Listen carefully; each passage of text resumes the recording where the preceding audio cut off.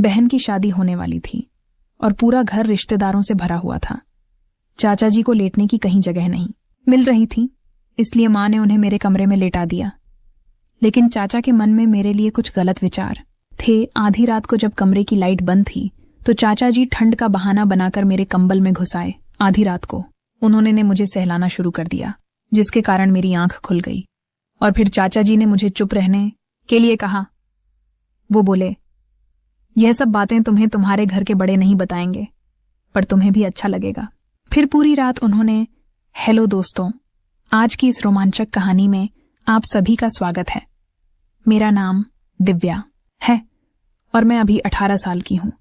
ये तब की बात है जब मेरी बड़ी बहन की शादी होने वाली थी। शादी में अभी कुछ दिन बाकी थे, पर शादी से संबंधित तैयारियां और रस्में शुरू हो चुकी थीं। हमारे सबसे छोटे चाचा भी हमारे घर आ चुके थे, जिनकी अभी तक शादी नहीं हुई है। वह दीदी को शगुन और आशीर्वाद देने आए थे। चाचा जी और मम्मी बैठकर बातें कर रहे थे। उनकी बातें सुनकर मैं हंसने लग गई और मुझे देखकर दीदी भी हंसने लगी, क्योंकि वह मेरे हंसने की वजह जानती थी। जब चाचा जी उठकर मेरे पास आए तो दीदी अपने कमरे में चली गई। वह जानती थी कि अब चाचा जी मुझसे मेरी हंसी का कारण पूछेंगे। चाचा जी मेरे पास आए और मेरे कंधे पर हाथ रखकर बोले, मेरी छोटी सी परी क्यों हंस रही है? मैंने कहा, कुछ नहीं चाचा जी, मैं तो दीदी की बात सुनकर हंस रही थी। पर शायद चाचा जी समझ चुके थे कि हम दोनों क्यों हंस रहे थे। वह बोले, मैं सब जानता हूं, तुम्हारी मम्मी मुझसे मेरी शादी के बारे में पूछ रही थी, इसीलिए तुम दोनों को हंसी आ रही थी। पर तुम चिंता मत करो, तुम्हारे चाचा भी जल्दी ही शादी करेंगे। चाचा जी अपनी शादी की बात को लेकर काफी गंभीर हो गए थे, क्योंकि कोई भी उनकी शादी के बारे में बात नहीं कर रहा था, जबकि उनकी उम्र 35 साल से ज्यादा थी। और अब तो दीदी की शादी भी होने जा रही थी, जो उनसे बहुत छोटी है। चाचा जी ने जिस तरह से मेरे कंधे पर हाथ रखा हुआ था, वह मुझे बहुत अजीब लग रहा था। इसीलिए मैंने उनका हाथ झटका और अपने कमरे में चली आई। दोस्तों, मैं अपने परिवार की सबसे छोटी और लाडली बेटी हूं। मेरे मम्मी पापा ने मुझे बहुत नाजों से पाला था, पर मुझे नहीं पता था कि कोई इतनी छोटी उम्र में भी मेरे साथ ऐसा कुछ कर सकता है। जनवरी का महीना था और बहुत ठंड पड़ रही थी। वह सर्दियों के दिन थे और बहन की शादी भी सर्दियों के महीनों में होने वाली थी। बहन की शादी की तैयारियां भी चल रही थी और साथ ही साथ मेरा स्कूल भी चल रहा था। आमतौर पर मुझे मेरी बहन ही स्कूल छोड़ने जाती थी, पर उसकी शादी की वजह से मैं पापा के साथ जाने लगी थी। पापा कभी कभी लेट भी हो जाते थे, पर मेरी माँ को स्कूटी चलानी नहीं आती थी, तो मेरे पास उनके अलावा कोई ऑप्शन नहीं था। एक रोज की बात है कि मैं स्कूल जाने के लिए तैयार हुई और हॉल में आ गई। तभी बाथरूम से पापा की आवाज आई, दिव्या, आधे घंटे रुको, मैं तैयार होकर आता हूं पापा की। ये बात सुनकर मुझे बहुत गुस्सा आया। मैंने पापा से कहा, पापा, आप मुझे रोज लेट करवाते हो। जब से आपने मुझे स्कूल ले जाना शुरू किया है, तब से मैं हर दिन लेट हो रही हूं, जिस वजह से मुझे अपने टीचर से सजा मिलती है। अभी हमारी बातें चल ही रही थीं कि तभी चाचा जी उठकर आए और बोले, दिव्या, अगर तुम्हें कोई परेशानी ना हो तो चलो, आज मैं तुम्हें स्कूल छोड़ आता हूं। चाचा ने इतना कहा ही था कि पापा ने तुरंत उन्हें चाबी पकड़ा दी और बोले, अरे दिव्या को क्यों दिक्कत होगी, ये लो चाबी और इसे स्कूल छोड़ाओ पापा का। एक काम हल्का हो गया था। चाचा जी जल्दी से फ्रेश हुए और तुरंत स्कूटी निकाल ली और मुझे स्कूल छोड़ने के लिए निकल पड़े। मेरा स्कूल सुबह 7 बजे का था और आज मैं इतने दिनों बाद सही समय पर स्कूल जा रही थी।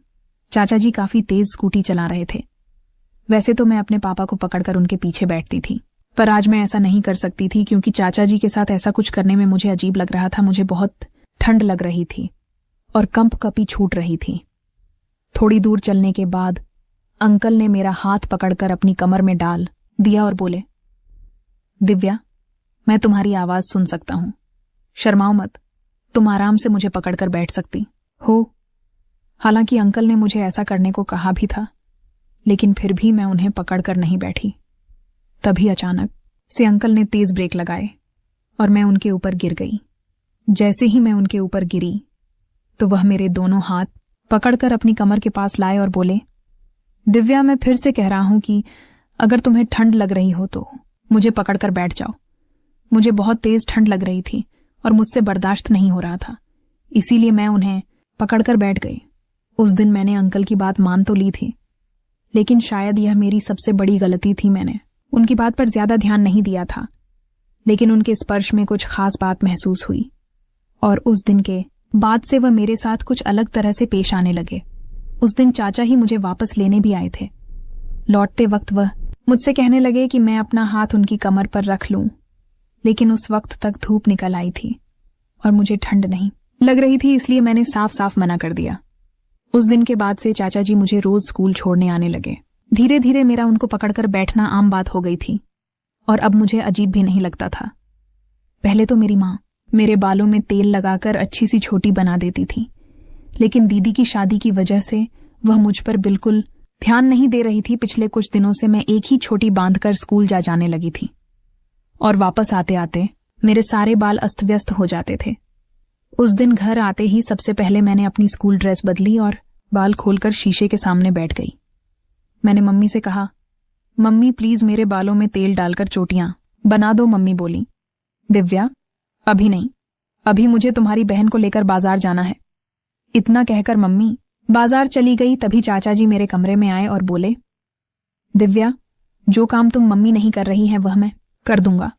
चाचा जी की नजर मुझे असहज करने लगी तो मैंने उनकी मदद लेने से मना कर दिया, लेकिन उन्होंने जबरदस्ती मुझे बिस्तर के किनारे पर बैठा दिया और मेरे बालों में तेल लगाने लगे। जब वह तेल लगा रहे थे तो अचानक से मुझे उनके हाथों का स्पर्श मेरी पीठ पर महसूस हुआ, जो मुझे बहुत अजीब लगा। मैंने उनसे कहा, चाचा जी आप तो मेरे बालों में तेल लगा रहे थे, फिर आप मेरी पीठ क्यों छूने लगे? आप प्लीज अपना हाथ हटा लीजिए, मुझे बिल्कुल भी अच्छा नहीं लग रहा है।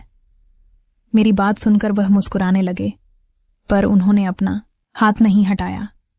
मैंने उनका हाथ झटका और अपने कमरे से बाहर निकल आई। उसके बाद चाचा जी भी मेरे पीछे दौड़ते हुए आए और उन्होंने मेरा हाथ पकड़ लिया। उसी समय हमारी काम वाली रीना आंटी घर के अंदर आ गई और उनको देखकर चाचा ने तुरंत मेरा हाथ छोड़ दिया। चाचा जी के इस बर्ताव से मुझे बहुत गुस्सा आ गया था। मेरा गुस्से भरा चेहरा देखकर रीना आंटी ने मुझसे पूछा, दिव्या बेटा क्या हो गया, तुम इतना गुस्से में क्यों हो? मैंने उन्हें कुछ नहीं बताया, क्योंकि मुझे नहीं समझ आ रहा था कि मैं उनसे क्या कहूं, और इसके बाद मैं अपने कमरे में आ गई। मेरे जाने के बाद रीना आंटी ने चाचा जी से पूछा कि दिव्या इतना गुस्से में क्यों है? तो चाचा जी बहाना करते हुए बोले, आज स्कूल से वापस आते समय मैंने उसे चिप्स नहीं दिलाए, बस इसीलिए मुझसे नाराज है। चाचा जी अपना गलत बर्ताव छुपाने के लिए झूठ बोल रहे थे, इसीलिए वह मुझे किसी से ज्यादा बात नहीं करने देते थे। रीना आंटी अपना सारा काम खत्म करके अपने घर चली गई और मैं भी खाना खा के अपने कमरे में आ गई। मम्मी और दीदी अभी तक वापस नहीं लौटी थी। मैं अपने कमरे में लेटी हुई थी। मेरा अपना एक अलग कमरा था जो ज्यादा बड़ा नहीं था, मुश्किल से 1-2 लोगों के रहने भर की जगह थी। मैं लेट के अपनी किताबें पढ़ रही थी, तभी मैंने किसी के कदमों की आहट सुनी। मैंने जल्दी से अपने कमरे की लाइट बंद कर दी और खुद को कंबल से ढक लिया, क्योंकि मुझे पता था कि घर पर मेरे और चाचा जी के अलावा और कोई नहीं है। मैं सोने की एक्टिंग करने लगी। तभी चाचा जी मेरे कमरे में आए और मेरे कमरे की लाइट जला दी, फिर मेरा नाम पुकारने लगे। जब मैं नहीं उठी तो उन्होंने मेरा कंबल हटा दिया। उनकी इस हरकत से मुझे बहुत गुस्सा आया। मैंने कहा, आपकी हिम्मत कैसे हुई मुझे गलत तरह से छूने की और मेरे साथ बदतमीजी करने की? मुझे गुस्से में देखकर वह एकदम शांत हो गए और बोले, बेटा मैं उस समय तुम्हारे साथ गलत हरकत नहीं कर रहा था। तुम्हारे कुछ बाल तुम्हारे फ्रॉक की जिप में फंस गए थे, मैं तो बस उन्हें हटाने की कोशिश कर रहा था, लेकिन तुम नाराज हो गई और बाहर चली गई। उस समय मुझे लगा कि शायद चाचा जी सही बोल रहे हों। मैंने कहा, ठीक है, लेकिन अभी आप यहां क्या कर रहे हो? वह बोले, मैं सिर्फ तुमसे बात करने आया था, क्योंकि मैंने देखा है कि इस घर में सब तुम्हारी बड़ी बहन को ज्यादा महत्व देते हैं। तुमसे तो कोई बात भी नहीं करता है। आज ही मैंने देखा कि जब तुमने अपनी मम्मी से बालों में तेल डालने के लिए कहा तो वह तुम्हारी बात टालकर बाजार चली गई। शादी की तैयारियां भी जरूरी है, पर सबको यह भी देखना चाहिए कि इस घर में एक और बेटी है जिसको देखभाल की जरूरत है। मैं अन्याय बर्दाश्त नहीं कर सकता। मैंने देखा है कि इस घर में कोई तुम्हारी परवाह नहीं करता, लेकिन तुम चिंता मत करो, मैं हमेशा तुम्हारा ख्याल रखूंगा। और अगर मैं भी नहीं आया होता तो तुम्हारा ख्याल रखने के लिए कोई भी नहीं होता। चाचा की बातों में सच्चाई थी। काफी दिनों से मैं भी यह महसूस कर पा रही थी कि मेरे घर में किसी को मेरी परवाह नहीं थी। सब मेरी बहन की शादी में व्यस्त थे। मेरी पढ़ाई और खानपान भी जरूरी था, लेकिन मेरे माता पिता ये सब भूल गए थे। मैं कोई बच्ची तो नहीं थी जो घर वालों के व्यवहार पर ध्यान ना देती। चाचा को इस तरह मेरी चिंता करते देख मुझे अच्छा लगा, क्योंकि काफी दिनों बाद मेरे बारे में किसी ने कुछ सोचा था। मैंने उन्हें गले लगाया और उन्होंने भी मुझे गले लगाया। मैंने उस दिन के बाद उनकी अच्छी सोच के लिए उनका धन्यवाद किया, और इसी वजह से मेरे मन में चाचा जी की एक अच्छी इमेज बन गई थी। अब से मैं जब भी घर आती थी तो चाचा जी मुझे बड़े प्यार से गले लगाते थे और अपने हाथों से खाना खिलाते थे। वह मुझे अपना मोबाइल फोन भी दे देते थे। इससे पहले मुझे कोई भी मोबाइल का इस्तेमाल नहीं करने देता था। चाचा जी मेरी मन की बात समझ लेते थे और इसीलिए वो मेरे फेवरेट बन चुके थे। एक रोज की बात है, मैं चाचा जी का मोबाइल देख रही थी, तभी माँ मेरे कमरे में आ गई और मेरे हाथों में फोन देखकर गुस्सा करने लगी। मुझे भी गुस्सा आ गया। मैंने कहा, अगर मैंने थोड़ी देर मोबाइल इस्तेमाल कर लिया तो इसमें गलत क्या है, और वैसे भी आप लोग तो भूल ही गए हो कि आपकी एक बेटी और है। उस दिन मैंने माँ के साथ बहुत बुरा व्यवहार किया था। अब मैं चाचा जी के साथ कुछ ज्यादा समय बिताने लग गई थी। मुझे ऐसा लगने लगा था कि बस चाचा ही मेरे दोस्त हैं, पर वह मेरे साथ कुछ ऐसी हरकतें कर रहे थे जिसके बारे में मुझे कोई जानकारी नहीं थी। एक दिन स्कूल की छुट्टी होने की वजह से मैं सुबह 10 बजे उठी। मैंने बाहर आकर देखा तो सब नाश्ता करके अपने अपने काम पर जा चुके थे और घर में केवल मैं और चाचा जी ही थे। मैंने भी नाश्ता किया और नहाने चली गई। नहाने के बाद मैं अपने कमरे में आ गई और तभी चाचा जी भी मेरे कमरे में आ गए। उनको सामने देख मैं चौंक गई और पर्दे के पीछे छुप गई और बोली, चाचा जी आप प्लीज थोड़ी देर के लिए बाहर चले जाइए, मैं बस चेंज करके आती हूं। पर चाचा जी ने मेरी एक नहीं सुनी। उन्होंने मेरा हाथ पकड़ा और मुझे पर्दे के बाहर खींच लिया। वह बोले, दिव्या